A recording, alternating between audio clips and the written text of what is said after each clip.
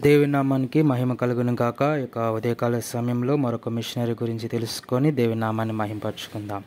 ఒక మిషనరీ పేరు Charles Theophilus evolved రీనియస్. ఈయన నవంబర్ 5, 1790న పశ్చిమ ప్రష్యా ప్రావిన్స్లోని గ్రాడెన్స్ కోటలో జన్మించాడు. ప్రష్యన్ సైన్యంలో అధికారి అయిన అతని తండ్రి ఒతో రీనియస్ చార్లెస్కు 6 సంవత్సరాల వయసులో మరణించాడు. 1807 సంవత్సరం ఒక మలుపు అని నిరూపించబడింది రీనియస్ యొక్క జీవితంలో. ఇక రీనియస్ స్వయంగా చెప్పిన దాని ప్రకారం, నేను ఇప్పుడు సువార్తలో నిత్య జీవపు మాటలను కనుగొన్నాను. అది నా సృష్టికర్త మరియు విమోచకుడితో సహవాసం యొక్క మార్గాన్ని ఎత్తి చూపింది. పదవి విరమణ నిశ్శబ్ద సమయాల్లో నేను ఆయనలో మరియు ఆయన ప్రేమ యొక్క ధ్యానంలో ఆనందాన్ని అనుభవించాను. సత్యం ఏమిటో నాకు తెలుసు మరియు నేను సత్యంగా మాత్రమే ఉండాలని కోరుకున్నానని తనకు తానుగా స్వయంగా తెలియజెప్పాడు. మిషనరీ కథల నుండి ముఖ్యంగా రీనియస్ తన మామ లైబ్రరీలో కనుగొన్న మొరావియన్ల కథల నుండి ప్రేరణ పొంది తనను తాను ఒక తీవ్రమైన ప్రశ్న వేసుకున్నాడు. నశించిపోతున్న వారికి నిజమైన దేవుని జ్ఞానాన్ని మరియు క్రీస్తు ద్వారా రక్షణను ప్రకటించడం తన విధి కాదా అని. ఈ స్టీఫెన్ నీల్ ప్రకారం రీనియస్ భారతదేశంలోని మిషనరీలలో గొప్పవారిలో ఒకరు. బెర్లిన్లోని జోహాన్ జానికే మిషనరీ సెమినరీలో శిక్షణ పొందాడు మరియు 1814లో చర్చ్ మిషనరీ సొసైటీ CMS ద్వారా మద్రాస్ ప్రాంతానికి, మన భారతదేశానికి పంపబడ్డాడు. అక్కడ అతను తమిళం అభ్యసించాడు మరియు అద్భుతమైన సామర్థ్యం గల భాషావేత్త అయ్యాడు.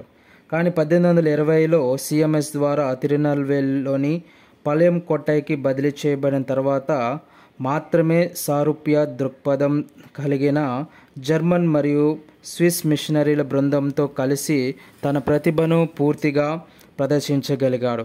దక్షిణ భారతదేశంలోని ఆ మారుమూల ప్రాంతంలో CMS మిషన్ CF స్కాచ్ కాలంలో తంజావూరు శాఖగా ప్రారంభమైంది మరియు లూథరన్ ట్రాంక్వెబర్ సంప్రదాయాన్ని అనుసరించింది. రీనియస్ మరియు అతని అనుచరులు అసాధారణ ఉత్సాహంతో సువార్థికులు 1825లో 90 గ్రామాల్లో 3000 మందికి పైగా మత మార్పిడి చెందినట్లు వారు నివేదించారు. కానీ కొంతమంది సువార్థికులను బిషప్ పాల్గొనకుండా లూథరన్ ఆచారం ప్రకారం నియమించాలని రీనియస్ ప్రతిపాదించినప్పుడు సంక్షోభం తలెత్తింది. అయితే ఆ సమయానికి ఒక ఆంగ్లికన్ బిషప్ కలకత్తాకు వచ్చాడు మరియు మద్రాసులోని CMS కమిటీ రీనియస్తో విభేదించింది. సుదీర్ఘ చర్చ తర్వాత CMS 1835లో రీనియస్తో అతని సంబంధం ముగిసిందని ప్రకటించింది. అతని తోటి ఖండాంతర మిషనరీలు అతనితో రాజీనామా చేశారు. కానీ అతని కేటచిస్టులు తిరిగి రావాలని వేడుకున్నప్పుడు రీనియస్ వారి కోరికకు లొంగి తన జర్మన్ మరియు స్విస్ సహచరులతో కలిసి జర్మన్ ఎవాంజలికల్ మిషన్గా స్వతంత్రంగా పనిచేయడం ప్రారంభించాడు. ఇందులో 293 తిరునల్వేలి సంఘాలలో 67 ఉన్నాయి. రీనియస్ మరణం తర్వాత మాత్రమే మిగిలిన జర్మన్ మిషనరీలు మరియు వారి సంఘాలు CMSకు తిరిగి వచ్చాయి. నేడు రీనియస్ తమిళంలో అత్యంత సమర్థులైన రచయితలు మరియు అనువాదకులలో ఒకరిగా మాత్రమే కాకుండా తిరునల్వేలి చర్చ్ పితామహులలో ఒకరిగా కూడా గుర్తుండిపోయాడు. యువత గురించి ఆందోళన చెందుతూ రీనియస్ ఒక ఇంగ్లీష్ తమిళ ద్విభాష పాఠశాలను స్థాపించాడు. ఇది అన్ని కులాలకు తలుపులు తెరిచింది. లేఖన భాగాలను పఠన పాఠాలుగా ఎంచుకున్నారు మరియు కేతకిజం తమిళంలో ఉంది. ఆర్థిక సామర్థ్యం ఆధారంగా వేరియబుల్ ఫీజు నిర్మాణం అన్ని తరగతులకు అవకాశాలను నిర్ధారిస్తుంది.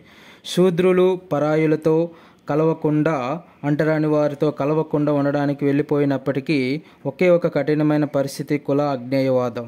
ఇతర మిషన్ పాఠశాలలు రాజీపడి కులభేదాలను కొనసాగించినప్పటికీ రీనియస్ బహిష్కరణకు గురైనప్పటికీ దృఢంగా నిలిచాడు. త్వరలోనే పొరుగున ఉన్న కాంచీపురానికి ఒక పాఠశాలను ఏర్పాటు చేయడానికి రీనియస్ను ఆహ్వానించారు. రీనియస్ ఈ grammar of the Tamil language with appendix అనే పేరుతో ఒక రచనను కూడా సంకలనం చేశాడు. దీనిని 1859లో మద్రాసులోని అమెరికన్ మిషన్ ప్రెస్ ప్రచురించింది. రీనియస్ ఆరోగ్యం చర్చిలలో విభజనల వల్ల ఏర్పడిన ఒత్తిడిలో విఫలమవడం ప్రారంభమైంది. జూన్ 5, 1838న బైబిల్ సొసైటీ యొక్క మద్రాస్ సహాయక సంస్థకు చందాలు కోరుతూ పాలయం కొట్టాయికు పంపాల్సిన నోట్స్పై సంతకం చేశాడు.